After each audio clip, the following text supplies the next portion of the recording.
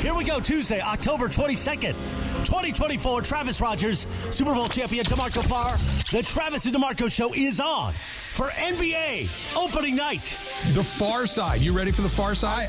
I'm in the Far Side. You're in the Far Side. We're getting all over it thanks to our friends at Michelob Ultra. 2.6 carbs, 95 calories. It's only worth it if you enjoy it. Lakers Timberwolves tonight at Crypto.com Arena to tip off the regular season, Jack. And I know Travis cannot wait to see Bronny James play regular season basketball. Here we go, Travis Rogers, DeMarco Farr. The Far Side. You ready for the Far Side? I'm in the Far Side. You're in the Far Let's Side. go. Welcome to the Travis and DeMarco Show. So let's get to the fun, shall we? The Travis and DeMarco Show right now. Yeah. Yes, baby. It is the Play that Travis and music. DeMarco Show. We are on the road again, DeMarco, at Yeah. one of my favorite places to be. We are at Legends Attic in Claremont on Foothill Boulevard, and you know what that means.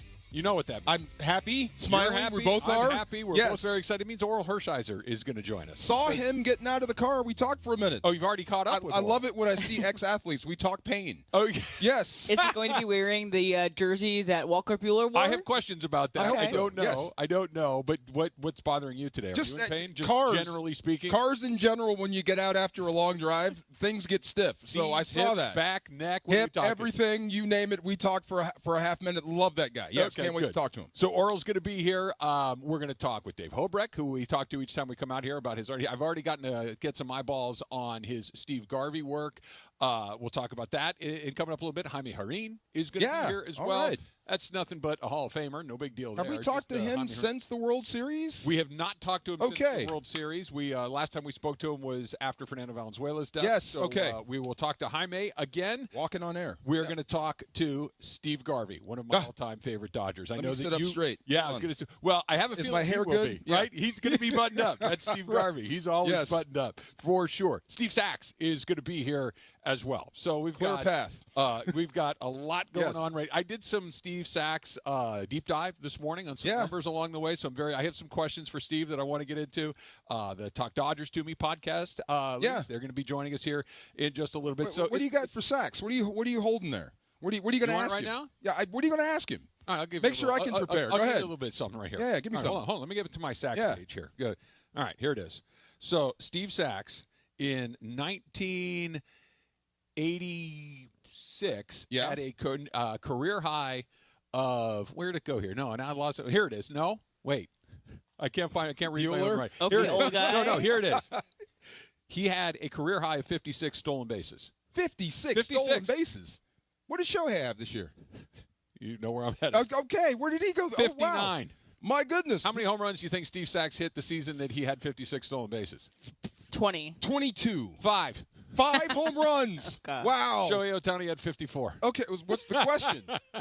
What Is the Shohei hell is better? going on with Shohei Ohtani? Oh, That's the my God. question. How good is That's Shohei? the question. Yeah, so we got a lot I of have good one stuff question Sachs. for Steve Sachs. Yeah. Did you play football? Because you have the perfect football name, especially for a pass rusher. Steve Sachs. Oh, Yeah. Come on. It's a good name but he'd be a running back, maybe even a fullback. But Sachs, it's a name. I understand, but it's like Sachs Yeah. like the instrument more than like Sachs like quarterback. But Sachs. Steve Sachs, that's perfect. And you call It's them almost bags, like right? having a quarterback named Kenny Pickett. Yeah. Pick it off. I Yes. would like to see like Andrew Whitworth and just go chunk, and just hold him right there. Grab him? Yeah. Okay, like, well, I mean, but, you didn't but have he to could be get good around at the it. corner. He Yeah. could get around the corner. Even that's Rudy for got sure. a sack. Come on. But let's not get too Did far he- into this without saying this. Happy birthday, Travis. Happy Oh, thank you. birthday! Thank you, honey. Birthday. 25 again. Look at you. Look at your face. Look, this is the best part about this, is that now that you are a part of the show, DeMarco, Yeah. is that I am no longer the oldest person on this show. You had to bring that up on no your matter, birthday. No, matter no, how this is old all I about am. you, Travis. How old you are are you now? just,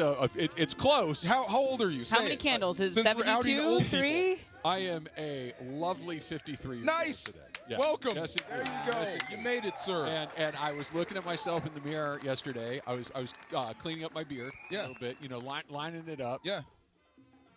A lot of gray going on there. Bro, Like come on, you rock that's it well. not news. It didn't turn gray last night, but I'm looking at it, and you're trying to do that thing where you shave underneath here and get it right. And I'm looking out of the corner of my eye to make sure that I have it right. and now my face is all crinkled up. Like, Oh, you're good. Come on. like, man, bald, wrinkled, and gray. It was a very sobering moment. I used to But make still fun here. of old guys, and they would say, like, you got fat, you got gray hair. They say it's a sign of success. That's right. So congratulations. Wouldn't we all be so lucky? Yes. I'm less fat at 53 than I was at 52. There you go. So Let's that's go. a win. That's a big Great. win. You don't get I will old take being that a along fool. with Are So you there you go. celebrating with multiple martinis tonight? What's the celebration going to be like? I don't know. I really don't have anything on the books. My youngest is coming home today, so I'm very excited to see him. I haven't Oh, so seen they him figured that out. in a while. They figured that out? Wait, oh no, he's in the car. Okay. Susan had to go get him. Oh, my God. Yeah.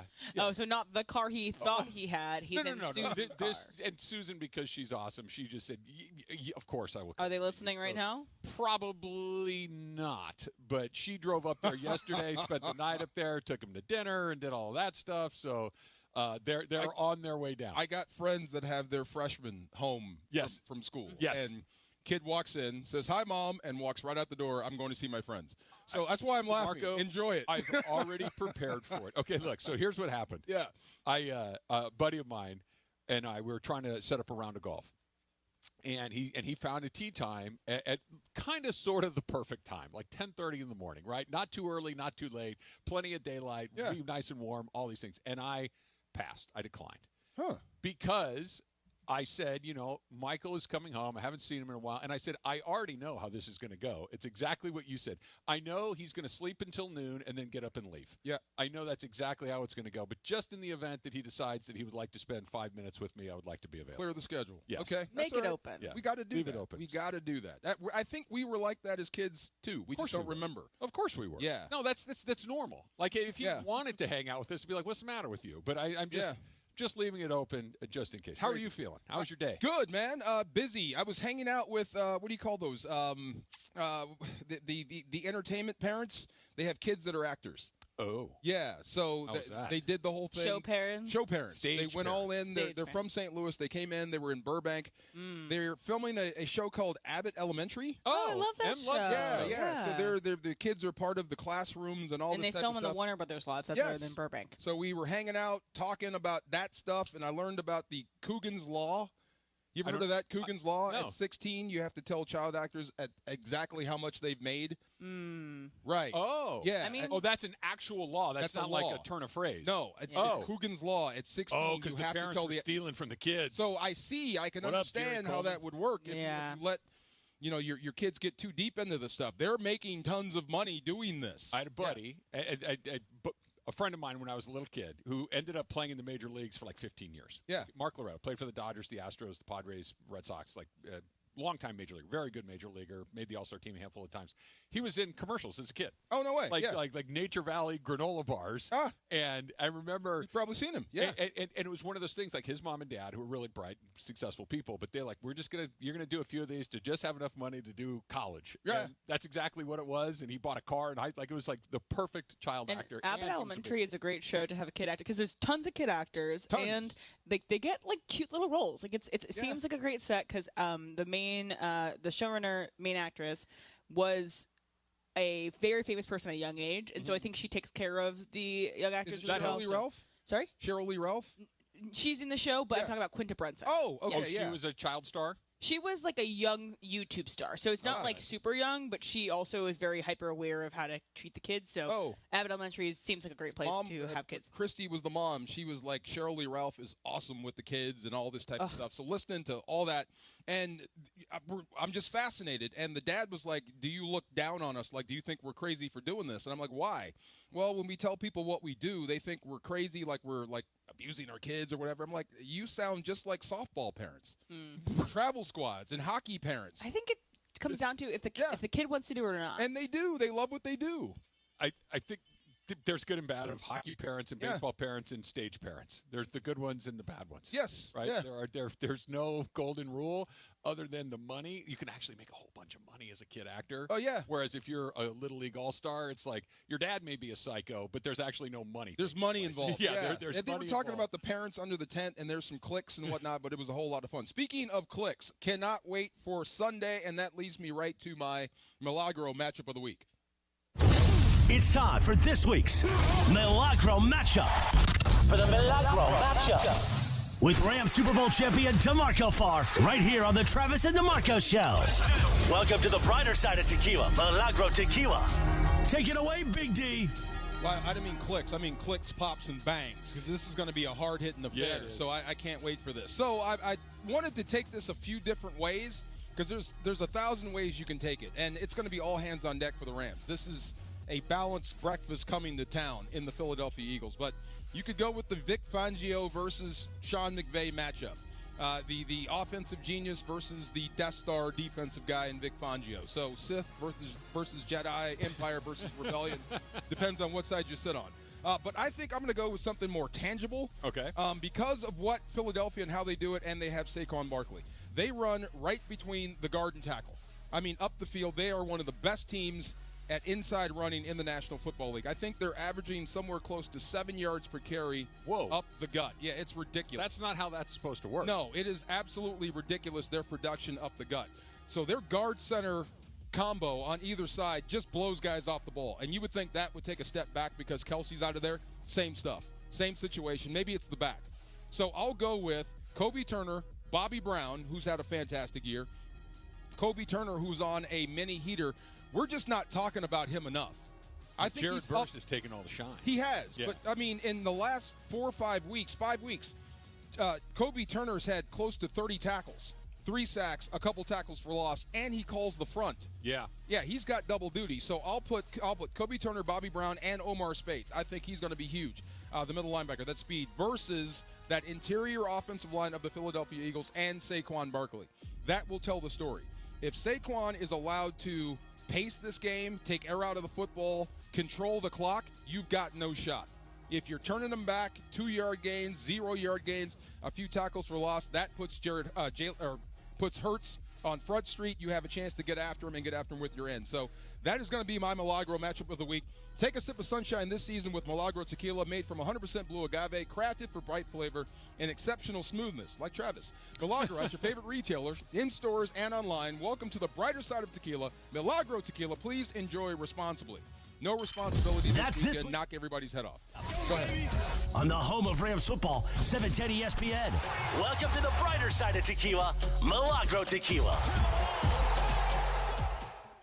All right, here he is. Yeah. He's walking up. He's moving better. You can always tell the ex-athletes, right? There we go. He's got the ex-athlete giddy-up going on but he's not going to quit. Our pal, Dodger legend Orel Hershiser, when we come back. It's DeMarco and Trav, 710 ESPN. The playoff atmosphere at BMO Stadium is like no other. Oh, the crowd is loving it here at BMO Stadium. The Black and Gold are one step closer to their third straight MLS Cup final appearance. These playoffs are never easy. Seattle's a really amazing team, a ton of amazing attackers, so it's going to be another tough one. LAFC battles Seattle in the Western Conference semifinal. Seattle's next at home. I mean, we got to do the same thing. This crowd was amazing. Coverage begins tomorrow at 7 p.m. on the ESPN LA app. For ESPN LA contest rules, go to ESPNLA.com and click the contest button. Is your vehicle due for service? Is it time to get those wipers replaced? If so, head into your neighborhood Valvoline Instant Oil Change, home of the 15-minute drive-through oil change. For over 30 years, Valvoline has provided quick and convenient automotive maintenance services for busy people just like you. At Valvoline, you stay in your car safe while the expert technicians make sure your ride is at its best. Oil changes, wiper blades, and more. Just pull up, drive in, and drive out in about 15 minutes. Visit SoCalOilChange.com for locations and game-winning coupons off of your next Valvoline Instant Oil Change. Hey, it's Evan Cohen from Unsportsmanlike. I have teamed up with Travis and DeMarco to tell you about personal injury attorney Joseph S. Normand and his all-star legal team. We've been talking about the law office of Joseph S. Normand for months, and they've helped listeners achieve maximum compensation that they deserve in an accident. Getting into an accident can be scary and frustrating dealing with insurance companies. Let the Normand All-Star team handle it for you. Visit normandlegal.com or 213-747-2000. The law offices of Joseph S. Normand, 213-747-2000. Hey, it's Mace here. Wait until you experience the NBA at the hottest, most amazing venue in LA. That is Cosm in Inglewood. It's called Immersive Shared Reality. It will look and feel like you are courtside. If you want to be at Cosm for live NBA action, go to Cosm.com. That's COSM.com. Use code ESPNLA. Get 20% off any NBA game in November. Do not wait. Tickets go fast. Go to Cosm.com. That's COSM.com. Hey, it's Travis here for Prize Picks. You know Prize Picks by now, right? Pick more, pick less. It really is that easy. Why not take what is some of the best times of the year? You got baseball, basketball, football, hockey, everything you can think of, and make it even better with Prize Picks. All you have to do is pick more or less. And right now, you can win up to 100 times your money on Prize Picks with as little as 4 correct picks. There's a reason that Prize Picks is the only real money daily fantasy platform with an injury insurance policy so that your lineups stay in play even if one of your favorite players gets injured. And if your player leaves in the first half and doesn't return, Prize Picks keeps your lineup alive. So why not join Prize Picks? It is the absolute best place to get real money sports action. Join over 10 million users, including me, and sign up today. Put in that promo code 710 when you sign up, and you're going to get $50 instantly when you play your first $5 lineup. Prize Picks. Run your game. Black Friday savings start now at Cardinale Way Hyundai. These are brand new 2025 Hyundai Tucson Hybrid SEO convenience for just $369 a month for 36 months. Plus, enjoy peace of mind driving with America's best warranty. Cardinale Way Hyundai just off the 91 freeway or at CardinaleWayHyundai.com. $369 a month for 36 months with $39.99 due at signing. Includes 10,000 miles per year plus tax, license, and fees. Offer available to well-qualified buyers only. Subject to HMF credit approval. Expires 12/2/24.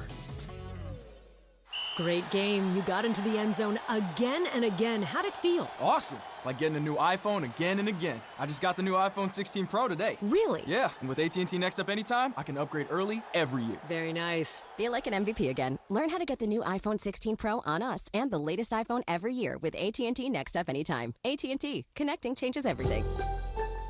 Offer subject to change. Additional fees, terms, and restrictions apply. $0 offer may not be available on future iPhones. Next Up Anytime feature may be discontinued at any time. See att.com/iPhone for details. FX's grotesquerie. This killer is someone who knows anatomy. From executive producer Ryan Murphy. Detective, you have an entire family murdered. Niecy Nash Betts. The monster is out here. Courtney B. Vance. God knows what darkness we let in. And Travis Kelsey. There's no future after this. FX's grotesquerie. All new Wednesdays on FX. Stream on Hulu. And it is the Travis and DeMarco Show, live from Legends Attic in Claremont, Orel Hershiser's place, along with Steve Sachs and Steve Garvey today. What a celebration. And, of course, it's all for Travis's birthday. So let's continue back to Legends Attic in Claremont and back to the Travis and DeMarco Show. So, of course, always look forward to coming out here to Claremont at Legends Attic. And, Orel, let me just start by saying thank you for the invitation to come back again. Always look forward to this. Thank you. We love our relationship with you guys, and it is fantastic to always have you here. You guys draw more traffic for us, which is good, of course, commercially for the store. But really, the store at Legends Attic is all about the fan experience. You know, that's why people are like, why don't you charge admission? Right. You know, maybe if we had somebody else's awards other than mine, we could charge admission. I was going to tell you, Orel, I don't know if you had a chance to hear our show earlier this week, but DeMarco has been saying he's trying to try to leave with your Cy Young Award. Why would you tell him? I want him to be able to keep his stuff. You can, man. You played in the show. You're a big deal, and you got big checks. We'll get you that. It was Ocean's 11. I was going to, we'll come up with type something. that thing and walk out of here. We have to do one thing before we get Ocean's started. 11. Are you guys ready? 1, 2, 3. Happy birthday to you. Happy birthday to you. Happy birthday, dear Travis. Happy birthday to you. Thank you, sir. Thank you. If you would have told me at some point that Orel Hershiser would sing happy birthday to me and harmonize with DeMarco Farr, I would have thought it was a fever dream. But thank you, everybody, very, very much. He turned 53. I was lip syncing. Yeah. Awesome. Yes, sir. 53. 53. I am 66. You are just a kid. Thank you. Thank you. I needed at least one now. person to tell me that, because there's nobody that likes calling me old more than this one down at the end of the table here. Emily revels in my age. Emily. It's okay. I'll get there. I'm sure you will. This show would not be what it is without Emily. Goes without saying. Thanks. Goes without thank saying. you. She's a superstar. So, Orel, like I mentioned, we're here at Legends Attic. We're going to have a great day today. Steve Sachs is going to be here between 11 and 12:30. He's going to come on the air with you even prior to that. Okay. So maybe like 10:30 on the air with you guys, hang with you guys for 20, 25 minutes, and then he starts his signing at 11 to 12:30. And then immediately following that is Steve Garvey. Steve Garvey's going to go 11:30 to 1 as far as his signing and public appearance, but he's also going to go on the radio probably before that with you guys. And then I've got a special guest and friend that has been out here before, Jaime Jarrin, the Hall of Famer. Hall of Famer, yeah. Jaime's going to come out just on kind of a friendship tour. He, I love getting him out of the house. I love getting him around the fans. It energizes him. It gives him a lot of, just a feeling of he's still part of it, and he is still part of it. Yeah, I always love speaking with Jaime. It's a treat. Anytime you get to talk to somebody that's been around the game that long and is that much of a gentleman, and we're going to have to talk Fernando too. Yeah, for sure. time. When Jaime's here for sure. I would have lost my house. I don't bet. I'm not a gambler, but I would have lost my house. I did not know Steve Garvey wasn't in the Hall of Fame. Right. That doesn't make sense, does not compute. He's one of the more famous guys I know. Yeah. Shocking. I don't get it. Yeah, I'm right there with you because what Garv has done and the games played in the National League consecutively, all the All-Star appearances, the World Series.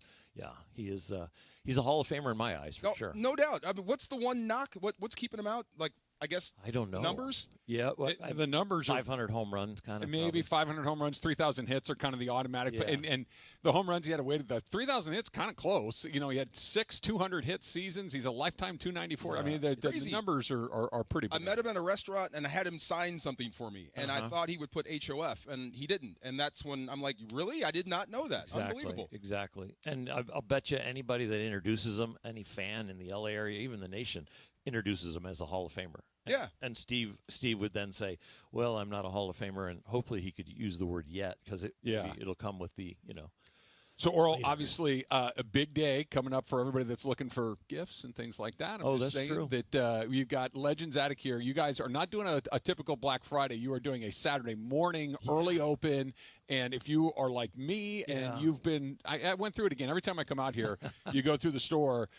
Like you said, just to look at the stuff is a real treat. But an opportunity to maybe pick some stuff up and deliver them as gifts would be awesome. We've got a really smart team and a great crew of, they're not employees to us. They're our team members and our family. And in a meeting, we said, you know what? Black Friday, everybody's going to get up at 5 to be in line at the big discount stores, the Best Buys and those different things to get their TV. I'm not. Get the $5,000 TV that's marked down to $1,000 and all that, and they're going to storm the room. I'm like, guys, we're not going to be a destination on a Friday. On a Black Friday sale, we're not a destination. But on Saturday, after everybody's tired from going shopping on Friday and they want to have fun and see some baseball memorabilia, and all of a sudden start thinking about what do I get Dad, or what do I get my brother, or what do I get my sister that loves this. We should be open super early on Saturday after Black Friday so that people can come have some fun. Smart. Brilliant. And that picture when you walk in, there's a good-looking guy right there. Who's that right there? It's a very young Orel Hershiser. Oh, is that you? Yeah. Oh, my God, that guy's good-looking. Yeah, but in L.A., it's an Indian poster. It's from the Indians' Times that are now called the Guardians. Yeah. And it's every street light had a player on it during the playoffs. And that's how they kind of hype the crowd as we continue to move from the Division Series into the World Series, which we lost 2 World Series when I was there. I was an Indian for Indian/Guardian, Guardian/Indian from 95, 96, and 97. Playoffs every year, 2 World Series, lost to Atlanta in 95. Good team to lose to. Yeah. Dave Justice home run and a Tom Glavine like 1 or 2 hitter that beat us. And then Game 7 in 97, we lost to the Marlins in the World Series in extra innings. Not so much, yeah. And there's a story on the internet, if you want to read it. It's a very sensitive story about a young lady and her dad. The story is called The Chicken Runs at Midnight. The Chicken Runs at Midnight. And it's a true story about that Game 7 really? In 97 against the Marlins. Yeah. And, just about it? Is there some story? I mean, I want to tease the Save audience it? a little Okay. bit. Chicken runs at midnight. Chicken runs, yeah. You know, it's probably a story for me that puts a lot of salve on the when you lose at World Series in extra innings in Game 7. It's really painful. It is really painful for me, for my teammates, because most of my teammates had never won a World Championship, and I was there as a veteran coming from the Dodgers as a World Champion to help them learn how to win and to pitch also. So in the midst of that, it was crushing for the young Indian team that I was there to help mentor with, like Eddie Murray and Dennis Martinez and Tony Pena and all these different guys. Yeah. But the Chicken Runs at Midnight has to do with Craig Counsell. Yeah. Craig Counsell and a young lady that was going through a very difficult time. Okay, I can't wait to see Pull it. that up. Yeah. Orel Hershiser joining us here at Legends Attic. We're going to be out here all day long. Steve Garvey, Steve Sachs coming by as well. Yeah. Jaime Jarrin, the Hall of Famer, scheduled to join us and hang out with Orel for a little bit. Orel, I got to ask, because you were on the field, you're getting ready to pitch in Game 2 when Kirk Gibson hit his home run. Oh, yeah. Freddie Freeman, of course, hits his home run. Game 1, same time of night, same part of the ballpark. Just eerily similar how the whole thing came together. Walk-off grand slam. Just as you were watching it take place, I would imagine, for me, because instantly it's like, oh, my gosh, Gibson just happened again. And you got to see it with Freddie. What was it like for you? Well, prior to the at-bat, we're on set because we're in center field going to do the pre- and post-game show out there. And so we didn't get to see it other than on the monitor, right? But we get to hear the crowd in our background. Prior to the hit, I said, if he gets a hit here, the stadium is going to break because the place was shaking already. You know, as the inning builds, it was shaking. And it pretty much did break after he hit that grand slam. Yeah. And you're right about all the eerie things of all the combination of the Eckersley on the mound, and, you know, Gibson hits it, and Freddie's up, and it's a grand slam on the first pitch. Gibson's on the 3-2 slider. You know, they go to the same area. It's Game 1. It's the World Series. It's like, you know, from losing the game to now you're winning the game. We went on the air maybe 15 minutes later because we have to give Fox their window of doing their post-game walk-off interviews. Sure. But then once that's over, we're allowed to go on the air. During that time, it was bedlam. It was tears. It was emotions. It was goosebumps. And we came on the air like 15 minutes later, and I still had my head in my hands on the desk. And they're like, we're live. And I'm like, I don't care. I've got my hands in my head. And I'm like thinking of Gibby. I'm thinking of Freddie and everything he went through. I'm thinking of Max, his son, that struggled that year, but it was healthy. Thinking about Freddie with his injuries, not only the limp in the leg, but there was a second injury that people didn't know of at the time that they know now, that he had a side injury also, and that was really the injury that was preventing him to play even more than the ankle, even though you watched him limp so much. So he was testing the ankle in a simulated game to get ready for the World Series and the playoffs to make sure he could play. And in doing that and developing a swing that didn't let him use his legs as much because that's where it hurt, he used his upper body too much and ended up with some, you know, unreal rib injuries. Wow. And so now... And, you know, most of his hits and swings during the whole series were just trying to get the base hit to left and just to be out there. When he'd stumble over to first to catch a ground ball being thrown to him, when he'd catch a ground ball and flip it, you know, everything was 50% Freddie. But then for that. Not that. And to hit that ball that far with that swing on the first pitch. And what really made me crack up, and you're going to think maybe Gibson, maybe thinking about Tommy Lasorda, maybe thinking about winning the World Series in '88, is that Freddie had the sense to thank his dad as he's leaving the batter's box and look at him. Wow. When he raised that bat up and turned to behind home plate where his dad was sitting, I lost it. Well, when he went to the netting after he hit it. Oh, and then he went over there on the netting? Oh, yeah, I mean, it was. I'm getting goosebumps right here. Anybody that has had their dad throw them BP or thrown BP to your own children, and hearing the stories about the two of them together, and I loved what Freddie's dad said about it. He goes, I didn't do anything that any other dad didn't do. He goes, it's just, I wanted him to make the high school team. I wanted him to ride the bus with the guys. It just happens I had a kid that was talented enough to be a major league player and to get to live this. It was incredible. Yeah, it was incredible. And sports is, you know, a distraction from real life, but sometimes it becomes real life. Yeah. Ain't that it right there? You and your kid, you and your dad, and you're doing. I thought he was doing the Statue of Liberty. I didn't know that was his dad. That's good too. I thought that was a shot to New York. Asking about losing and winning World Series. What do you think is harder? I guess this is an obvious question. I'm going to ask it anyway. Go for it. Being up 3-0 in the World Series, you're at match point, everybody expects you to win, or being down 3-0, where no one expects you to win. What do you think's tougher? I don't know how it was for you, but the nerves come on when somebody else is in control. So I would have rather had the ball in either of those situations and been in charge, and my destiny was right there in front of me and I could do something about it, compared to watching. So the hardest part of those two scenarios for me is if I was on the roster and had to watch. If I had to watch and not have the ball and be down 0-3, or if I had to watch and not have the ball and we got a chance to win the World Series in this game. I loved being out there in the moment. I grew up thinking about being in the moment, and that's where you want to be. You don't grow up thinking, I can't wait to watch Game 4 of the World Series and we're up 3-0, or I can't wait to watch Game 3 and watch us come back from an 0-3 deficit. You grow up, at least for me, as I want to be that.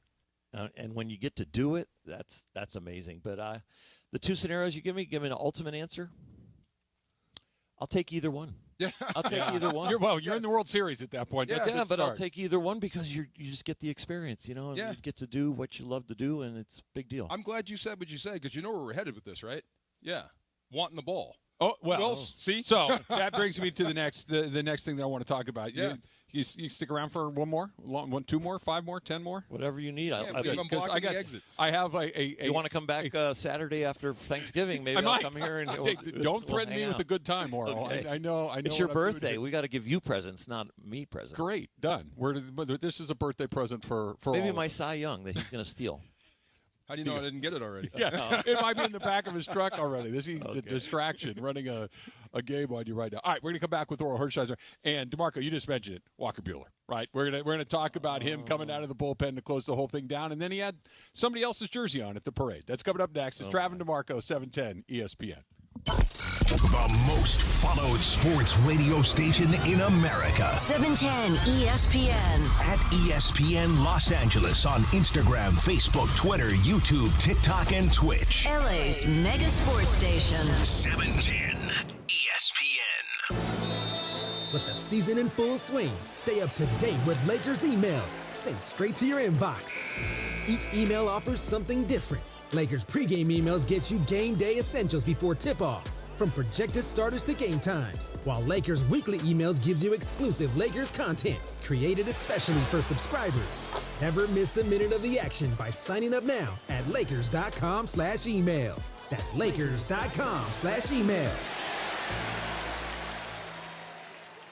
Don't you love the sounds of the holiday season? The bells, the sleighs. Woohoo! If so, your holiday's now even more magical, because now during the Hyundai Getaway Sales Event, you can take home your favorite Hyundai with some of the season's greatest savings. Drive away now in the Hyundai Santa Fe with 1.99% APR for 72 months. See your SoCal Hyundai dealer. Offers end December 2nd. Call 714-568-7676 for details. When pain keeps you from doing what you love, Hoag Orthopedic Institute gets you back to you.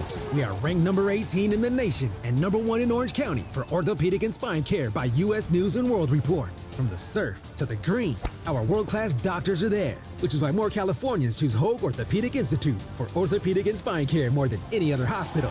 At Hoag Orthopedic Institute, there is no one better at getting you back to you. Proudly founded by premier physicians in partnership with Hoag. Learn more at HoagOrthopedicInstitute.com. I'm here with Dr. Monica Madden. And Monica, what's been your success rate with Invisalign? In most cases, does it get the result you were looking for from the beginning? Do you have to go back to the old braces, or tell me about that? My success rate's probably a 98%. I would say. I know that sounds really high, maybe even egotistical, but a lot of it is case selection and treatment planning. So the truth about orthodontics, it's almost like Tetris. And then what you use to get there is secondary: Invisalign, braces, retainers, what have you. I'm actually on the advisory board of Align, which is a company that owns Invisalign. So I'm lucky in that I can give feedback and give advice on protocols to use for Invisalign treatment planning. And I have access to all of the latest and greatest early. So it's a really nice relationship, and it helps and benefits our patients tremendously. Here's the number if you want to call Beverly Hills Ortho, 877-7-LET'S-DO-THIS, 877-753-8736, or on the web at beverlyhillsortho.com. Score a win with Amazon Pickup, the MVP of package pickup options. Amazon Pickup is a convenient and secure way to collect your Amazon packages from locations that are near you. This season, keep your holiday gifts a surprise when you choose to pick up from Amazon Locker or Counter. Whether you're hustling between home, work, or your usual game day spots, grab your packages on your schedule. Amazon Pickup is the worry-free option for the times when home delivery isn't ideal. To find your nearest Amazon Pickup location, go to amazon.com/pickupmvp. That's amazon.com/pickup MVP. Hey, fans! Welcome back to Fansville's Cheers and Tears. Oh. Okay, so like everybody deals with losing, right? To a rival on a last-second field goal. Whatever, it's fine. I'm totally fine. But I cope with losing with an ice-cold Dr. Pepper. Those 23 flavors are like so delicious. They totally wash away the pain of your college football team taking a big fat L. College football. It's a pepper thing. Max Bankman, I'm the new doctor. Welcome aboard the Odyssey. ABC Thursdays. This ship is heaven. We're tending to our passengers' dreams. I'm in. From 911 executive producer Ryan Murphy comes a splashy new drama on a luxury cruise ship with Joshua Jackson and Don Johnson. It's your job to keep everyone alive. She's in VFib. 1, 2, 3. Clear. I have a pulse. You're going to be okay. Dr. Odyssey. Thursdays, 9/8 Central on ABC and stream on Hulu. And it is the Travis and DeMarco Show, live from Legends Addict in Claremont. Orel Hershiser's place, along with Steve Sachs and Steve Garvey today. What a celebration. And, of course, it's all for Travis's birthday. So let's continue back to Legends Attic in Claremont and back to the Travis and DeMarco Show. What else could it be? Just accept the love. Yeah, I am thrilled to receive it. Thank you to everybody that has wished me a happy birthday. We're here at Legends Attic. Orel Hershiser with us as well. As you heard, Steve Sachs, Steve Garvey, both going to be out here. Jaime Jarrin is going to come. We're going to talk to Dave Hobrecht as we do each time we come. He's got a really cool project that's coming up, and I got to see a little preview of the Steve Garvey piece that he's putting together. So I got a lot of good stuff to talk with Dave about. DeMarco, you just mentioned it. You know, the talk about that moment. Close it out. You were on the mound, Orel, of course, in '88 when you guys won the World Series against the A's. I remember Rick Tempsey running out and you guys hugging.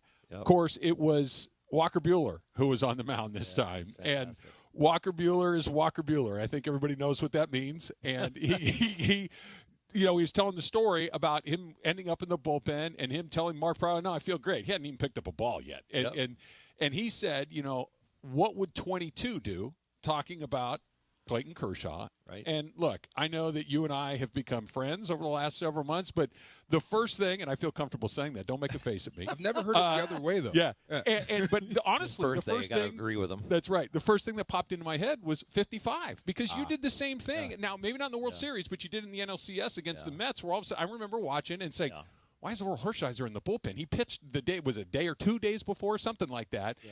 And you've done that. Tell me what it would have been like for Walker Buehler to go down there and try to summon whatever he had in that moment.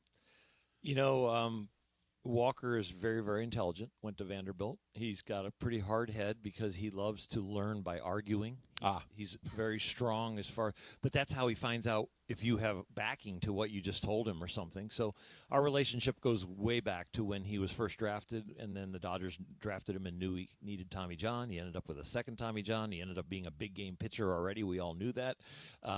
But he had finally come back, because remember the 5 or 6 starts that he had coming back from the Tommy John surgery second time were rough, and he started to show glimpses of being good, and then he had a really good outing against the Padres in the playoffs where he went 4 innings and pitched really well. They got him out of there, got him up the tunnel with a good attitude, and that day he was then scheduled to start Game 7 against the Padres, which we never got to. They knocked him out earlier, but he called me after the 4th inning from the locker room and said, I'm scheduled to pitch Game 7. I'd like to have your 88 road jersey to wear to the park.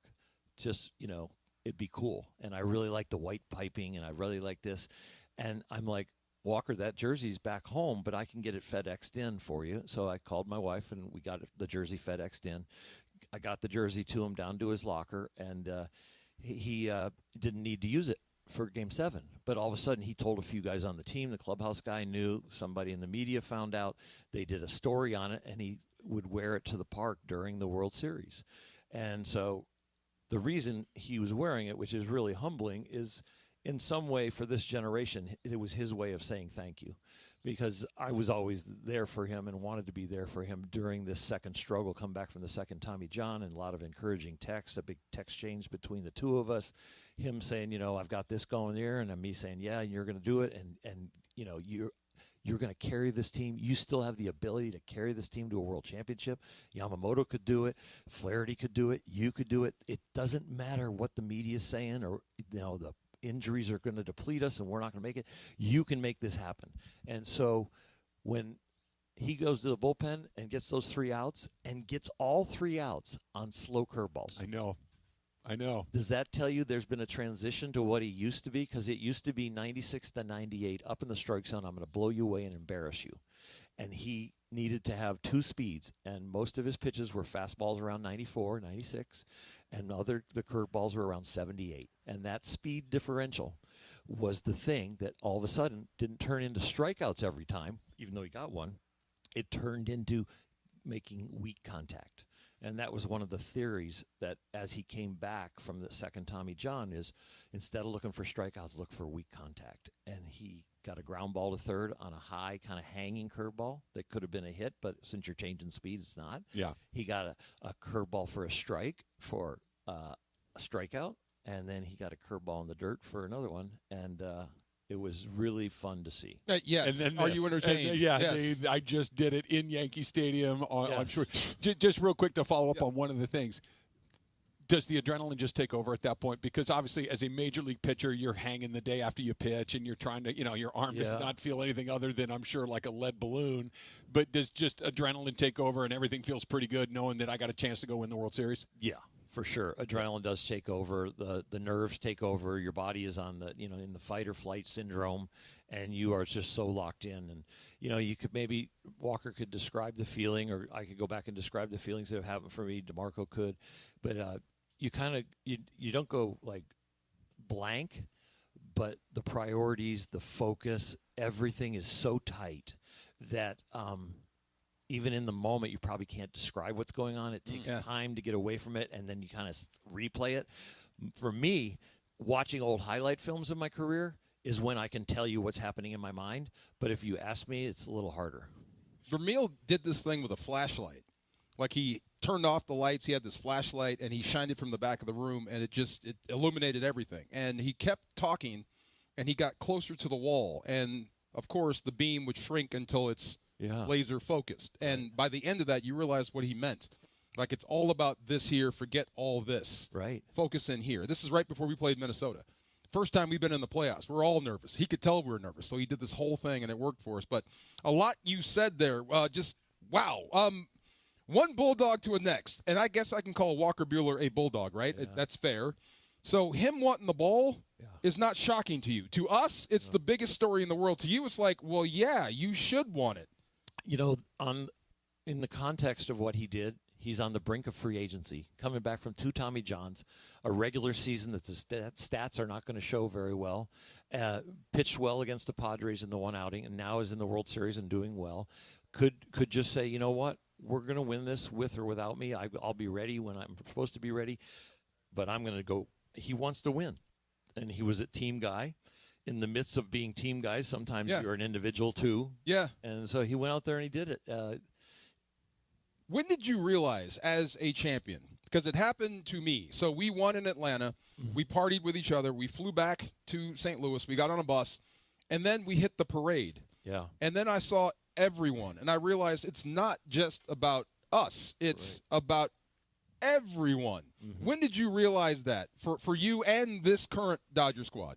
Well, I did not realize it in 1988 because the moment that you win and you are part of the core of winning, right? You get pulled to, I'm doing the Disneyland commercial. You get pulled to doing the interview as you walk off. You get pulled into the celebration with your teammates, but then during that you get pulled to the microphones and the TV cameras. Then you get pulled to the stage for something else. Then you get pulled to the media room. And so you're still working. you're elated. You're talking about unbelievable stuff and your teammates and everything that happened, but you're still kind of working. So you don't really realize how many people you made happy. So for me, I realized that this year how many people we made happy, because when we were closing out the Padres, John Hartung, who hosts our show with us in the pre- and post-game show with Spectrum, we decided to leave center field, since we knew we weren't going to come on for 15 minutes after they got the final out, and stand in the right field pavilion with all the people. So the whole last inning, whole half inning, I was in the pavilion with everybody, with John and 2 police officers, kind of telling people, just let them watch the game. Yeah. Enjoy the game, people. Enjoy the game. So the game is going on in the field. I'm in like the middle of the right field pavilion on the stairs, and people are turned back towards me, and I'm like, watch the game, watch the game. And so after pitch, maybe they turn. After out, maybe they turn. And I would wave to them, and no, we can't sign right now. We're going to watch the game. And when they got that last out, the ground ball to second to Chris Taylor, to watch the exhilaration, to watch the smiles, to watch the hugs, to watch the kisses, to strangers high-fiving, going crazy. I'm like, I started to cry, because I'm the crier. When they go over the mountain in The Sound of Music, I cry. I cry. I've watched it 30 times. I still cry. Yeah, I still cry when they go over the mountain. So the hills were alive there in the right field pavilion when they're going crazy, and you really realize this is what people tell me when they come up to me and tell me where they were, what they were feeling, that they were with their grandfather, and you guys won in '88, and this is where I was, and we went out in the street and honked horns, and we went over and celebrated with neighbors. Then we went. That's when it really hit me how many people we made happy. Yeah, it was quite a moment, and it was the beginning of the run to the World Series there. Orel, I know we're going to get the chance to talk to you a little more, but just, we lost Fernando Valenzuela not long ago. You know what I think about Fernando and how he, was a huge part of me becoming not just a Dodger fan, but a baseball fan. And my experience is like so many other people that are roughly my age that grew up with him and Fernando Mania here in Los Angeles. Just when you think of Fernando, who not only was a teammate of yours, but a friend of yours, a colleague of yours, what do you think of? I think of a very special human being that was very unique, unique in the way how he got to the big leagues, where he grew up, how he adjusted to Los Angeles and being a national and international star, how he was so very humble but also very fun and sarcastic, how he communicated with his face and with his, his lasso, and all the different things that he could do. I mean, he would play pepper with you back in the day. We don't play a lot of pepper now, but he played pepper with you back in the day, and he could swing the bat. He's a good hitter. And make the ball hit the end of the bat, really? So it would come back at you like a bunt. He could take a full swing. You're 15 feet away from him, right? And you're just playing little pepper, glove back and forth, 15 feet, little ground balls, throw the ball back. And he would take the full swing, like a home run swing, and he would hit the ball off the handle, like 2 inches above the handle, and it makes it come off like a bunt. Yeah. So it's unbelievable. Mike Scioscia was one of the people that eulogized Fernando that day, and he and his son. And Mike told a story about Fernando. Really, it's a day and a half after he's passed, and Mike's coaching the USA baseball team. And if you believe that there are souls and they go on forever, then you will love this story. Fernando passes. Mike goes to Arizona to coach the USA baseball team, and he is there, and they're getting ready to play Team Mexico. And his wife is in Thousand Oaks at their house, and she calls Mike and says, "Mike, there's something wrong." And Mike's like, "What's wrong, Anna? Everything, you okay? Safe?" "Yeah, I'm safe. But Mike, there's something wrong with our house." He goes, "What?"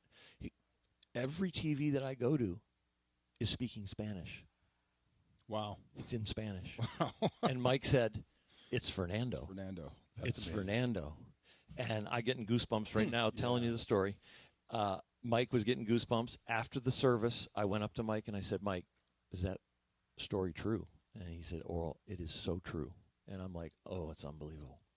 And not unbelievable because I've had experiences where I think there were angels and signs from people. Steve Sachs will be able to tell you a story about his son.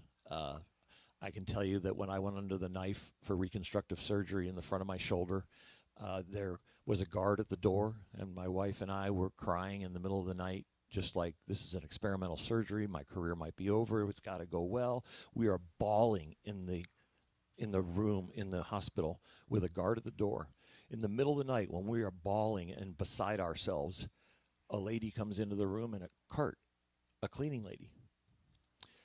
She prays with us and then is gone. Wow. Comforts us. The next day, I asked the guard, can I know who that maid was that came in and saw us? He goes, Orel, no one came in your room. I went to the nurses and the doctors. Did you guys send the cleaning crew in the middle of the night? No. So that's wild. Wow. That's wild. So Wow. I'm just telling you. Wow. Wow. You can decide that I'm crazy. You can decide that Mike and Sosha are crazy. Yeah. You can decide that Steve Sachs, who's going to be on, could tell you a story like that. This kind of stuff. I think we have eternal souls. Yeah. I think we're in a temporary body, and I think that there's a lot going on that we don't know about. Can I ask one quick question? This is a sports show, for though. like 15. Did you say lasso? Yeah, Fernando had a lasso. Yeah, because that's not a pitch. No, he used to call him the cow muchacho. He carried it in his back pocket of his baseball uniform, and if he saw a guy walking by, he would rope you like a calf. And he didn't miss. He didn't miss. I don't know how I would react to being lasso. Poorly. Wait a minute. Yeah, I know you a little bit. Hold on a minute. No, and we're talking rope me. The rope was just maybe 8 foot long max, Yeah. and it was like a clothesline, like you'd hang your laundry. And he would just have it in his back pocket, and a reporter walked by, a teammate walked by, he'd be sitting in his chair in his locker changing, and he'd just grab the rope and. Travis, that might be a skill I want. Yeah, you want to learn how to rope? Practice a little bit. We'll get one of those fake steers in the studio that you can work on your rope. Orel Hershiser here with us at Legends Attic. Those are some amazing stories. We'll continue to talk with Orel throughout the rest of the show. We're going to speak with Jaime Jarrin. We're going to speak with Steve Sachs. We're going to speak with Steve Garvey, Dave Hobrecht. We got a whole bunch of stuff to get to today. Orel, that was absolutely fantastic. Thank you so much. Thank you, sir. We will continue as well. More to get to. Travis DeMarco, 710 ESPN. Let's talk about Valvoline for a second, right?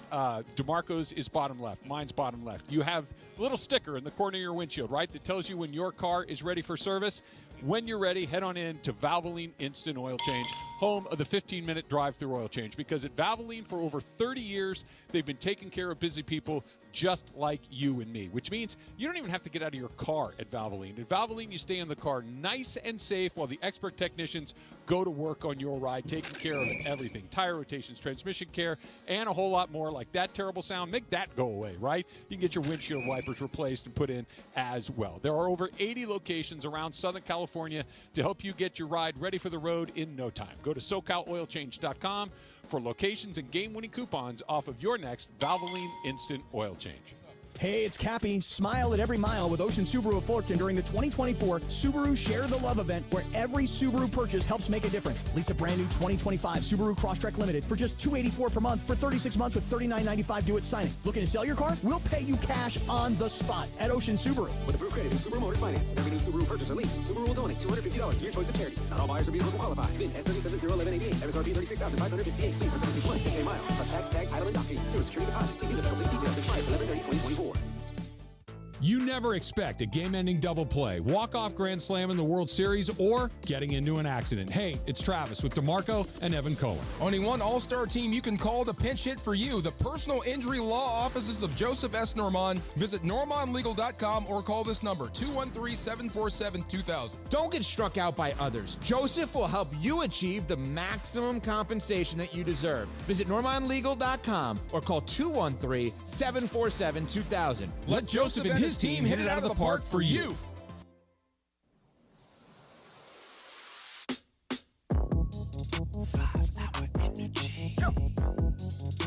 When I pull up to the parking lot, it's time to level up. Dial in, showing out for your team. Listen up, get you some. Stand the fan to give you what you need. Fan fuel, game time. Turn up the intensity. Team colors bleeding out. 5-hour energy. For a limited time, get the fan fuel flavor at 5hourenergy.com. So you're ready to propose? Yes, I am. You got her parents' approval. You told her friends. And you got the ring. Well, Luckily, there's GageDiamonds.com with engagement rings in every style for every budget with certified natural diamonds, lab-grown diamonds, and moissanite. but I'd rather not trade my savings. Gage lets you buy the ring today and pay over time with no credit-needed financing. Brilliant. GageDiamonds.com. We're engagements. Middle name. Exclusions apply. And yes, welcome to the Travis and DeMarco Show. Now mornings, 9 a.m. to noon on 710 ESPN, your destination for LA sports. Let's get back to the fellas. The Travis and DeMarco Show continues right now. All right, Legends Attic here in Claremont. Thanks again to Orel Hershiser for those incredible stories. Blew my mind. Incredible stories about Fernando Valenzuela. We'll talk. Don't you lasso me? Yeah, I'm not going to lasso you. If somebody's going to lasso you, it's not going to be me. Tackle me. Just don't lasso me. Talk to Emily. Maybe she's got some roping skills that we're unaware of. I do not. I do not. Okay. All right. Like I mentioned, we are here at Legends Attic in Claremont, and like we do each time we come out here, we speak with, Eddie Alizadeh, who is one of the owners out here. This is kind of his brainchild as well. So, Eddie, thanks again for having us out. Oh, it's my pleasure. So fun. You guys, what a great... Talk about goosebumps. Oh, last God. Come on, right? Yeah, right. Yes. Yeah. Awesome. Unbelievable. And, of course, Dave Hobrick, who, Dave, is an artist, and we've talked so much about the Great Dodger book with all of your art in it and all of the things that you got here inside Legends Attic, a great deal of your work as well. And I know that you're going to present some more pieces today to Steve Sachs and Steve Garvey. So, Dave, good to see you again as well. Good to see you both. Thanks for having me. I'm jealous. You know I'm jealous. What's I that? want your talent. Yeah, I really do. I want to be that guy. Do you have any art skills, DeMarco? Not like yeah, I can draw, but Okay. I mean nothing you would want. Yeah. like that over there. Right. I can move a pencil, but yeah, awesome stuff. Oh, Yes. thanks. Thank you. All right, Eddie, let's talk about Legends Attic for a second. When you had the brainchild for this, you have a lot of memorabilia. I know that you're a huge sports fan, that you're a huge memorabilia fan. Was this kind of the dream that you would have major leaguers, you would have Hall of Famers come out here, you would be partners with guys that could bring their former teammates out here and sign all these things? Was this kind of the vision in your head? I mean, it surpasses that. Last week we had a big screen right behind us where we're standing watching the whatever that was in the Tyson fight. But we had Miguel Rojas here and a bunch of Dodger fans, all hosted by Orel. I mean, it's just, pinch us, right? So it's surpassed, and just you guys being a part of it makes it that much more special. Saw a new Ali in there, a new Muhammad Ali, big one. I want that for over my fireplace. That is awesome. Yeah, we wanted to do a little bit of a refresh, and that was a piece that had to go on the wall. I mean, it's larger than life, and it just speaks to us. I mean, you're talking about, Mickey Mouse and Muhammad Ali, the most recognizable faces in the world, right? So that to have that is a treasure. It's like a tour inside your brain. Everything that we grew up with is in there. Yeah.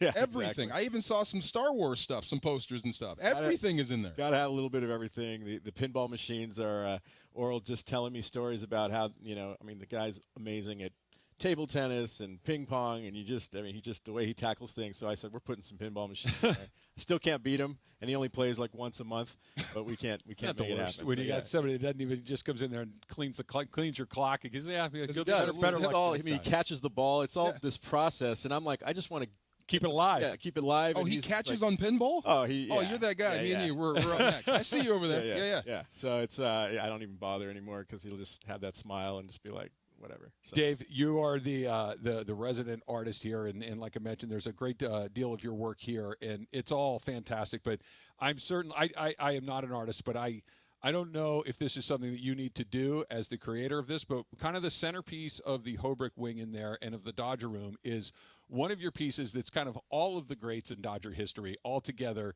in a clubhouse. And right, you go back from the 40s and the 50s all the way up until very, very recently. Do you need to redo it to Shohei and Freddie and Mookie and Dave Roberts and all the others? Is there a new one with the new Legends of Dodger Baseball coming? Actually, it's a good question. The thing about the book is that it's the concept of it is it's live, right? It never ends. So we're right now painting the 50-50, painting Freddie and painting the World Series, which will go in second edition of the book. Awesome. But that painting there, yeah, you want to put some more in there. And maybe Robert's rolls in the back. For sure. It's a manager's piece, right? So Leo's back there, and you have, Tommy, of course, and Walter. So maybe we do add some stuff in there. But my process, unfortunately, is it's like a tattoo. So it's not painting. So I can't really add in spaces, but I can't like replace. But I could do that on a Guess side. you're just gonna have to make another Yeah, one. I'll That's make right. it. Yeah, You're gonna have to. It's easy. It doesn't make matter. another one for sure. Is there any other pose for Freddie Freeman besides holding the bat up? I mean, well, it's weird. Like you try to like think about what people are gonna do, and then you want to try to think about something different. Yeah. Because everybody's gonna do that one. It's same thing with the Gibby home run, right? Mm-hmm. You got the same fist pump. So I've been trying to noodle around with a couple things. Like you guys brought up the dad and pitching and Little League and that kind of stuff, and I kind of want to do maybe more of a a process of like that one. Young Freddie to like that moment. Did I give you an idea? How about Freddie Freeman on the trainer's table? Oh. With ice on him, getting ready. How about that? I know that's actually there you pretty good. It's because it's the same thing. It's like I don't know how he did that. Well, all rushing, week, just all rushing, week, yeah. All week that week they're saying, Freddie and Gibby, and I'm like, look, it's the same, but it's. I mean, he legged out a triple earlier that game, and it was faster than he ever run. I think that's when you knew weird stuff was happening. Like when he had a triple into the left field corner. It's like, wait, what? Like triples aren't in left field corners; they're in the right field corner or in the right field gap. That Freddie Freeman on one leg and apparently one fewer rib than he needed had a triple into the left field corner. You're like, okay, I guess it's going to be one of those nights. The stuff you know about a championship team, fantastic. The stuff that you don't know is even better. Right. Like how much guys grit through it and bite through it and try to get out there and do it for their guys, for their city, for everything, and then you bring it home at the same time. Yeah, you got a tough job. Yeah. Bring all that out in one picture. There you go. We're here at Legends Attic in Claremont with Eddie Alizadeh, who is the founder and owner here at Legends Attic, and Dave Hobrick, who is the artist here. It's got a ton of incredible pieces, and I know you guys have something for DeMarco here, Eddie. What? Well... Oh, my God. Who is that guy? Who's that young guy? Oh, look at that guy. Dave's painting. I mean, he's painting a bunch of masterpieces. Today he's doing one for we're doing some. He'll tell you about his live painting he's doing today. And then Dave's like, hey, I stayed up a little later, and I had to do something special. Oh, my God, that's me. Yeah. Look at that. Oh, my, I'm young, too. Time machine, Dude, DeMarco. look at that. Oh, my God, this is for me? No, oh, it's not. Oh, my God, it's awesome. We're gonna have you sign it, hopefully here right now. Yeah. And no, we want to. This is a one of one. We'll gift you a print maybe, but we want this. This is very special to us. Oh, are you a real person? We're hanging that. Dude, you captured everything. The eye black, everything. This is me. This is the bad guy, Travis. This is the one I put down. We're done with him. You know what I don't like about this? Looking at you as a younger man and looking at you now. Yes. You still have all your hair. I hate that about you. It kind of went backwards a little bit. You're doing great, my friend. I'm all young. You're doing great. Wow, let me show this to Aaron Donald. I told you I could play. Wow, unbelievable. Where do you want me to sign it? As large as you can. As large as I can. Left to right. Okay. And then use like the top of it, like the big part of the. The big part? Yeah. Like that? Yeah, so it's a little thicker. All right. Here comes Orel to help. Yeah, make sure that you get it right. Hey, you got one shot. Too much pressure on me now. You're going to watch one this? shot you got, take a chance to throw. How's that, right? That's looking good so far. Okay, there we go. Wonderful. Okay. The whole name? Yeah. Okay. I've never had this much pressure in my life. There you go. There you go. How's that? That's perfect. Bang. Do you want to write an inscription, something like "Thank you, Orel" or anything? I can do that. Look at that. That's going on the wall. Dude, that's me. Legends Attic right there. Wow. See, that's crazy. I'm glad you're here. Like, when you see stuff like that, when you're as a player, you kind of, we're focused. Yeah. But that's a lift. So when you see yourself, that's a lift. That's awesome. No, congratulations on an unbelievable career. Oh, thank you. You're still out here in the public eye doing amazing things, and you deserve something like this. We did this for heroes, right? Yeah. And you're a hero. Come on, dude. It's Travis's birthday. No. on. I want to make sure we don't go buy something without it being mentioned because I think it might have gotten lost in the moment. Yeah. Orel Hershiser just dropped some Eminem lyrics. He did. Yeah, just so we're all on the same page there, that actually happened. So, one shot you got, take a chance to blow its opportunity. Whoa, it's once in a lifetime. Do it up. Okay, let's go. Bombing on a sweater is bomb spaghetti. Watch out. We're going to get a Hall of Famer. Jaime Jarrin is going to join us next. It's Travis DeMarco, 710 ESPN. LA's mega sports station. 710 ESPN. Choosing the right candidates for any office can be difficult. My office has lots of drama. I share my office. But no matter what kind of office you have, if you're hiring, you need ZipRecruiter. ZipRecruiter's powerful matching technology finds the most qualified candidates for your roles fast. So, for any kind of office. I'm really going places in my office. Count on ZipRecruiter to find the right candidates for it. Try ZipRecruiter for free today at ZipRecruiter.com/LA. That's ZipRecruiter.com/LA. Hey, it's Mace here. Wait until you experience the NBA at the hottest, most amazing venue in LA. That is Cosm in Inglewood. It's called Immersive Shared Reality. It will look and feel like you are courtside. If you want to be at Cosm for live NBA action, go to Cosm.com. That's COSM.com. Use code ESPNLA. Get 20% off any NBA game in November. Do not wait. Tickets go fast. Go to Cosm.com. That's COSM.com. Park, party, and play at Hollywood Park Casino. Join Travis Rogers and Kirk Morrison Sunday, November 24th for their live Rams postgame show from Ray's Lounge at Hollywood Park Casino. Win prizes and party with Travis, Kirk, and ESPN LA fans. Hollywood Park Casino is Los Angeles' premier card room casino and entertainment destination. Enjoy a postgame meal and drink at Ray's Lounge right after the game. Park, party, and play at Hollywood Park Casino. Elevate your game. Must be 21 and older.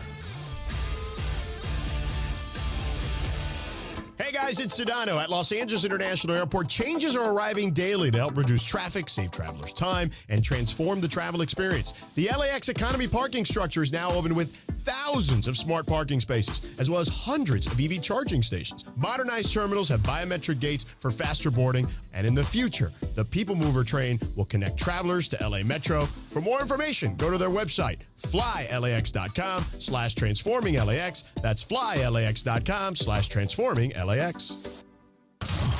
Hi, it's LeBron. The Lakers play here. 710 ESPN. KSPN, Los Angeles. A Good Karma Brands radio station. This is the Travis and DeMarco Show. Now weekdays 9 a.m. to noon on LA's mega sports station. 710 ESPN. His palms are sweaty, knees weak, arms are heavy. There's vomit on his sweater already. Mom's spaghetti, he's nervous. There you go. Spaghetti. I would have never guessed. It caught me by surprise, DeMarco. I'm not going to life. lie. I am not going to lie. How do you know this song? I like the movie. It's a good movie. It's a good hype song, too. It is my distinct pleasure to once again introduce a Hall of Famer, somebody who spent nearly 7 decades with the Dodgers. He is a Hall of Famer. Of course, we're talking about the longtime voice of the Dodgers, Jaime Jarrin. Jaime, it's Hello, a pleasure Travis. to have you here. Good morning. Good morning. It is great to be here. Beautiful day. Very nice ride coming from home. Orel Hershiser here, Mr. DeMarco. Very nice meeting you. Good Thank seeing you, sir. Yes, sir. I have heard so much about you, and finally, it's all lies and false propaganda. Jaime, let me start with this. Yes. As somebody who not only covered the Dodgers for as long as you did, but who has covered some unbelievable events in your career in Major League Baseball, All-Star games, World Series, calling them. The Freddie Freeman home run, you've seen a lot of things. Where does that fall in just the "are you kidding me" moments that you've seen on a Major League Baseball field? I was asking Orel the other day about that, and it's tough to come up with number one. Sure. Between Freeman and Kirk Gibson. Kirk Gibson home run. I don't know. It's so tough. I don't know. Let's put both together in number one. Yeah. Number one. It was quite a moment. When you think of all the things that you saw, is there one, maybe not the best moment, but the most memorable moment for you? Is it something that maybe we wouldn't remember? The thing that just kind of jumps to the top of your personal list? Probably the Freeman home run. Oh, really? And of course, what he did in 88. That was pretty good. It was unbelievable. This guy was terrific. Everybody knows.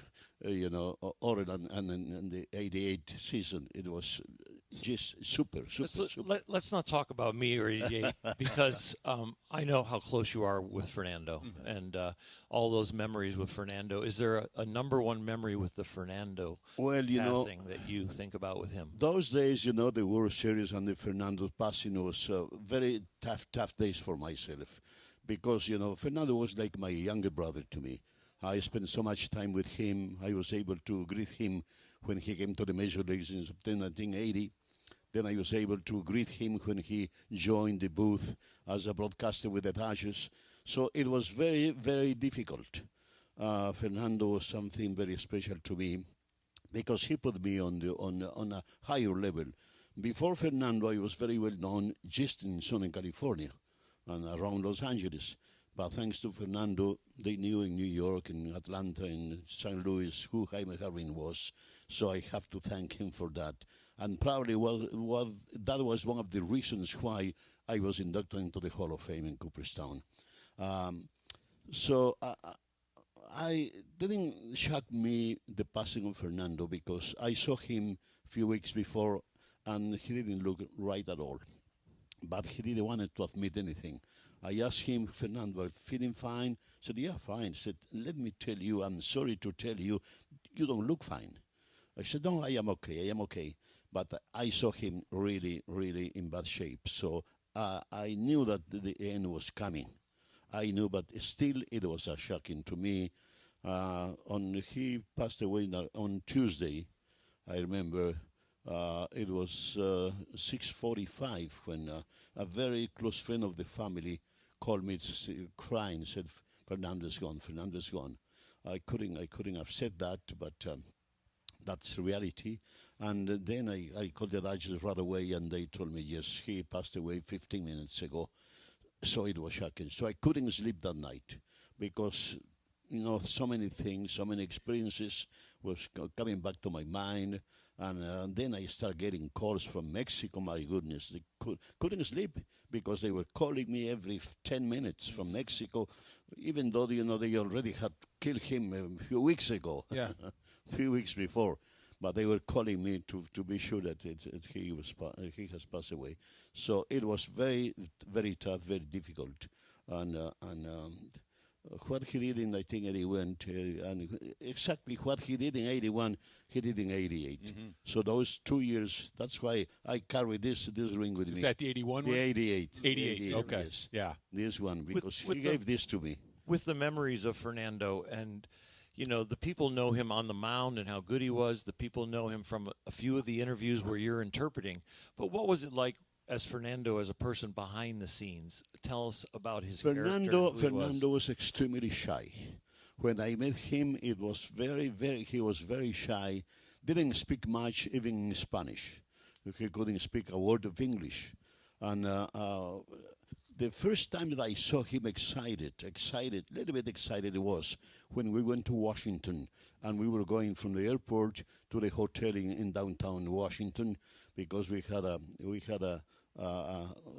be at the White House a couple of hours later. But I saw him excited when I was pointing to him, that's the Lincoln Memorial. That's the Jefferson Memorial. He really was excited. Then when we arrived at the hotel, they had in the penthouse a huge living room and a huge Mexican hut full of cheeses and crackers and fruit and everything. And he was really, really excited, and he couldn't believe it. He couldn't believe it at all. But then, tapping that, I would say, is when we were inside of the White House. When you go to the White House and you have to spend some time there, they assign a chaperone to be with you. And John Garvey, a very well-known actor in Hollywood, he was the ambassador of the United States in Mexico, and he was assigned to be our chaperone. So it was Fernando, Mr. Gavin, Antonio De Marco, his agent, and myself. And we were in the dining room there. Then the most exciting experience for me is when I saw Fernando there in the middle of the most powerful men of the country. And they were in line waiting for him to sign something. Wow. That's terrific. President Reagan, Vice President Bush, Alexander Haig, Secretary of State, Mr. Weinberger, Secretary of Defense, the Attorney General, all those people waiting for Fernando, a 19-year-old kid, no English, little long hair, little bit chubby, Indian features, to sign something for them. That was amazing. So a kid takes men that are the most powerful men in the world and turns them into children. Into kids. That's the thing I see when you showed me the picture of me. In that shot, I'm actually thinking about my mom, and I'm big on the why. I know you can do it because you're great at it. You can pitch, you can hit, you can do whatever. You can take jump shots because you're great. But what is driving you to be special? What is driving you to be different? I wonder if you guys know that about Fernando. Like, what was actually driving him to be this good? Like you said, how he could hit, how he was great at everything, not just pitching. What is driving him to be that guy? Well, I think it's natural talent. He was born with that. because he used to play with his brothers when he was 8, 9, 10 years old. So when he came here, many people thought he was older than when he was. But if you see him from close, you will see that he was a 19-year-old kid. Because of what he was doing so well, many people say, no, he is older than that. He must be 4, 5, 6 years older than that. No, Fernando was exactly the age that was announced. He was the 8-year-old playing with 12 and 13-year-olds. Right. He played that good. Oh, okay. That makes sense. Yeah, okay. he was that good. He was that good. We are here at Legends Attic, the Hall of Famer Jaime Jarrin joining us. Steve Sachs, Steve Garvey coming up in just a little bit. We're reminiscing about Fernando Valenzuela, who, of course, Jaime is very, very closely associated with. If Fernando signs with almost any other team in baseball, does it turn out the same way? Or was it the perfect person in the perfect city at the perfect time? I think at the beginning, it was a perfect person to be here, but in about a couple of months, it spread out to the entire country. Yeah. When we went to Chicago, it was amazing in Chicago. They were averaging probably 10, 20,000 people. When they announced that Fernando was pitching, it was full house, 32,000 people there. And the same thing in St. Louis, in Atlanta. In New York was a madhouse in New York. We had to go there with 2 days in advance in order to please the media. And they were about 150 writers there, and they asked all types of questions to Fernando. The only advice that I gave Fernando was, Fernando, you don't have to answer every question that they ask you. If for any reason you don't like the question, just very politely say, I'm sorry, I don't care answering to that question. The next one, please. So that's the only advice that I gave him. Did he take it? He took it. Yeah. He took it, but he didn't refuse any question. Really, he was ready. So one of the jokes in our locker room was always that Fernando would give like a 3 or 4 word answer. Yes. And then you would talk for 10 minutes. So how were you filling in the blanks? Well, I think the same thing is happening. I think the same thing is happening to the interpreter for Ohtani. Will Ayrton. Yeah. Wow. Yes, Fernando was very short in his answers. Really. What does that feel like, having that responsibility in your hands of being the voice of somebody that everybody wants to hear from? And then, to kind of piggyback what Orel mentioned, he speaks for 10 seconds, you speak for a minute or so. Like, what does that responsibility feel like? I was so lucky. I had never had any problem in that. One time, I don't know why I couldn't be with Fernando in Vero Beach. So they asked another person to be the interpreter.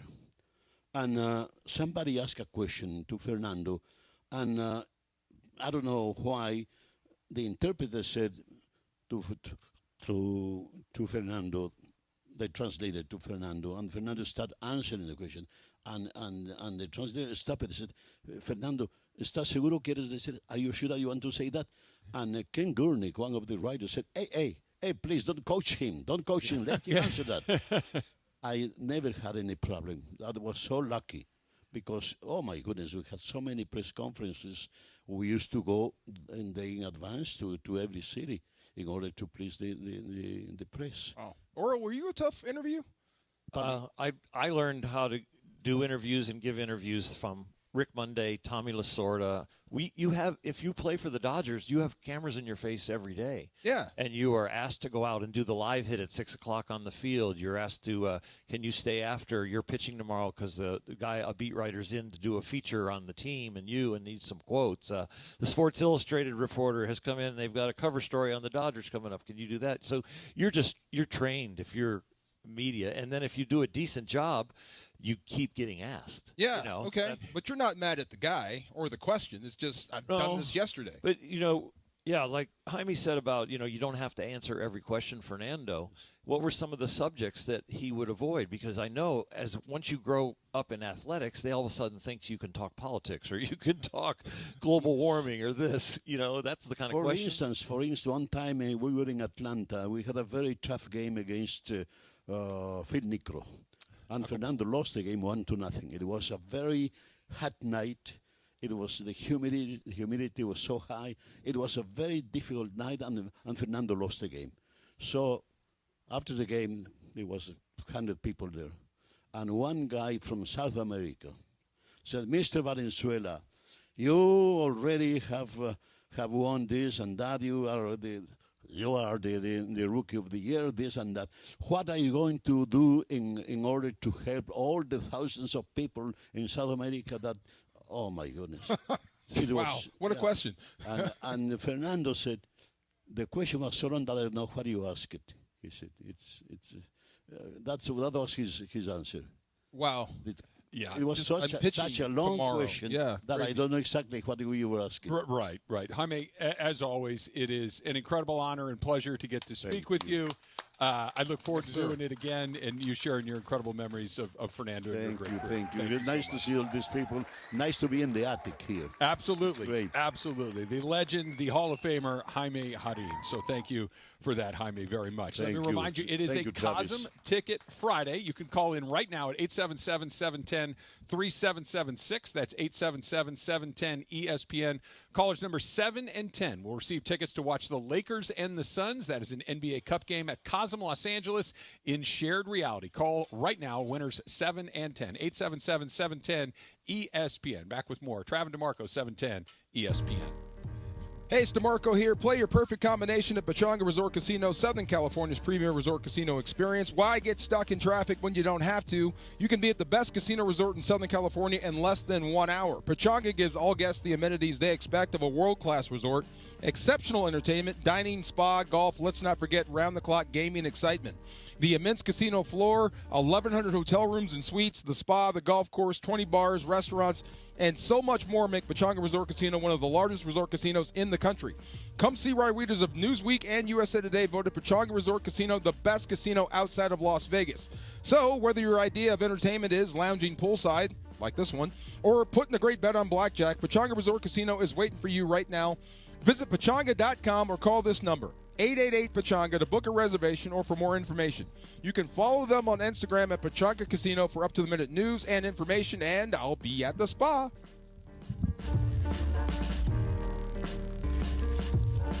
Steve Mason and John Ireland. Mason in Ireland. Today I won after Travis and DeMarco.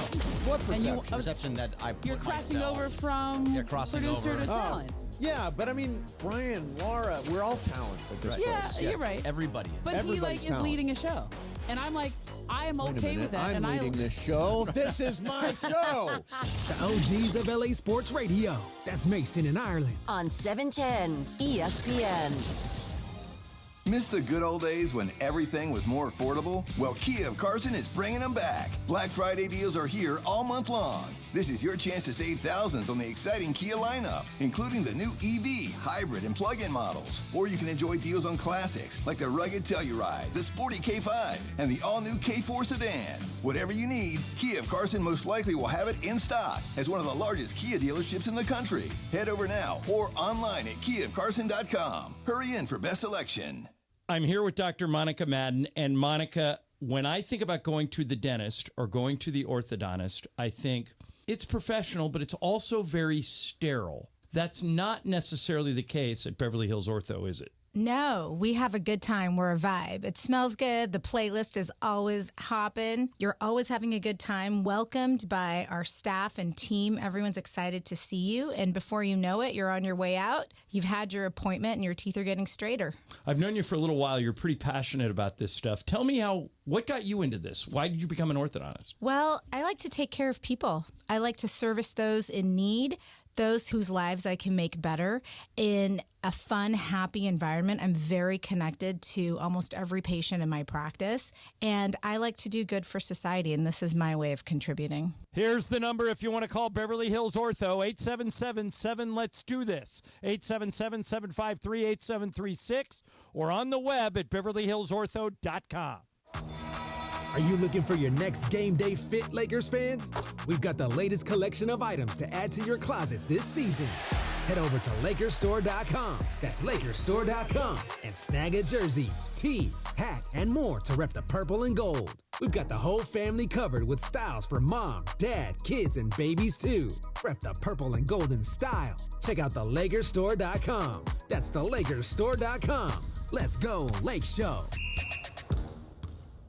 Collectors, Front Row Card Show is back at the Pasadena Convention Center on November 23rd and 24th. Baseball, football, basketball, and hockey cards. Plus Pokemon, Marvel, Star Wars, and comic books. SGC and PSA will be there. So bring your cards, comics, and autographs to sell, trade, or get them graded. Hundreds of vendors, thousands of dollars in free prizes. Don't miss it. Front Row Card Show, Pasadena Convention Center, Saturday and Sunday, November 23rd and 24th, 11 to 5. For more info, go to frontrowcardshow.com. That's frontrowcardshow.com.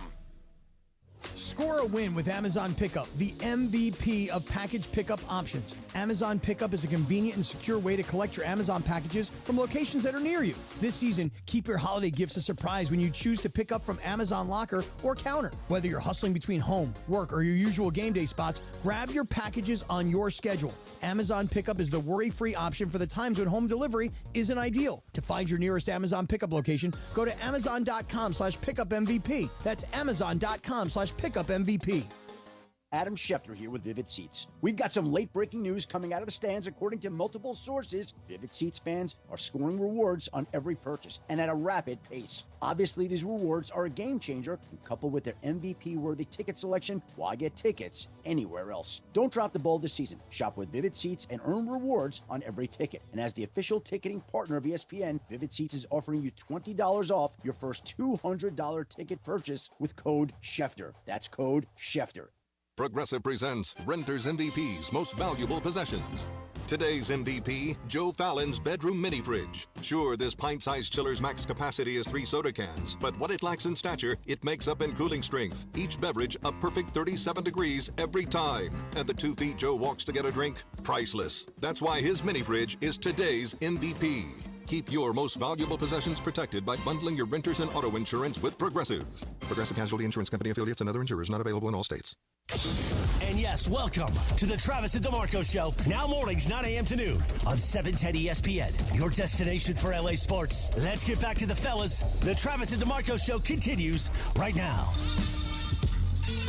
Indeed, we do continue. One a legend after the next. We just spoke with Jaime Jarrin. We've been talking with Orel all morning, and one of the guests of honor today was the 1982 Rookie of the Year, a 5-time All-Star, the 1986 Silver Slugger, 14 years in the major leagues, and a 2-time World Series champion. Of course, we're talking about Steve Sax. Steve, it is a pleasure to get a chance to talk with you. Thank you for coming by today. Thank you. My pleasure to be here. Yeah, what a beautiful day. It is a beautiful day for sure. A lot to get to, but you of course were teammates with Fernando Valenzuela forever and ever as well. Your favorite Fernando Valenzuela story? Oh, yeah. I guess probably the first time I ever met Fernando was in the 1979 Arizona Instructional League down there in Arizona, and Fernando walked in. He had hair down the middle of his back, and he was throwing batting practice. He was hitting the outcut of the grass in front of the plate, and he hit the top of the backstop, and everywhere in between. He found a mean, really, and he was able to get that ball over the plate and throw that unbelievable screwball for years. And Fernando was a bit underrated on the rest of his stuff, I believe, too. And talking to Mike Scioscia, Mike would talk about how his fastball was above average, and he could hit both sides of the plate. He had great control, and he had ice water in his veins. Man, this guy was of the moment. He wanted it. He relished that period where he could go up and make a difference in the game. And like Orel, he was also a very good hitter and a great all-around athlete. And so that's what made him extra special. What does that screwball look like coming at you? Well, you know what? Thankfully, I got to play behind him, and I didn't have to face him that much. I only faced him in some batting practices, and I think once when I was with the Yankees in spring training. But that ball, he would just make people look silly. He would throw it almost like a right-handed curveball. He would vary the speeds on it. He would vary the depth of the pitch. Sometimes it would be harder. Sometimes it would be shorter. And it would be a floater sometimes. And sometimes it would be a hard, sharp break. And I just pitied the guys that had to try to hit it. He made them look silly. Sounds like it breaks your brain. Like, where is this thing coming from? Not supposed to go that way. I mean, they're in all the meetings that we had, and it's not like when you walk in the dugout today, it's like a meeting at Google with all the information that's on the desk out there in the dugout. But we had meetings. We had breakdowns of what the pitcher would do. We didn't have video cues, but we had the rest of the stuff, and there's really no way to plan for Fernando. It's just go do the best you can. Makes them tough. Yeah. 14-year major leaguer Steve Sachs joining us right here. Of course, Steve, you were teammates with Orel in 1988 and that great run that you guys had on that team. And I've been lucky enough to hear Orel tell the story a few times about that 88 run. And we've talked a million times about Kirk Gibson and the home run, and I'll never get tired of hearing those stories. But when you think about that entire run, playing the Mets in the NLCS, a team that had just absolutely killed you guys during the regular season, and then you go into the NLCS, you guys win that in 7 games. Kirk Gibson hits the home run. Just take me through your recollections of what that 1988 postseason was like. Well, without boring people and taking too much time, I'll try to encapsulate it the best I can. We started out, we were picked 4th in our division that year. We weren't even supposed to be close to winning it. Kirk Gibson comes along, gets ticked off in spring training. He doesn't like this kidding around stuff with the eye black and blah, blah, blah, blah. And, fast forward, our team got better, a little bit better. And I think a real turning point of the season was when Kirk Gibson actually went from the Grinch that stole Christmas to really developing the mantra of our team. Was we would scream out when we'd win, "What a blanking team." This is a family show. I'm not going to say the word. But, Orel, you remember it very well. Oh, yeah. When Kirk Gibson was the one that was having fun and just creating the banter in the clubhouse, saying, "What a blanking team." And he was, of course, copying Tommy Lasorda that said it after one of our victories. And so that became the mantra of our team. And, I mean, if you go into the playoffs against the Mets, they destroyed us 10 of 11 during the season. One game was washed out. Mike Scioscia hits the big home run off of Gooden in Game 5. Orel comes out of the bullpen like Superman the night after he pitched, and he closes them down.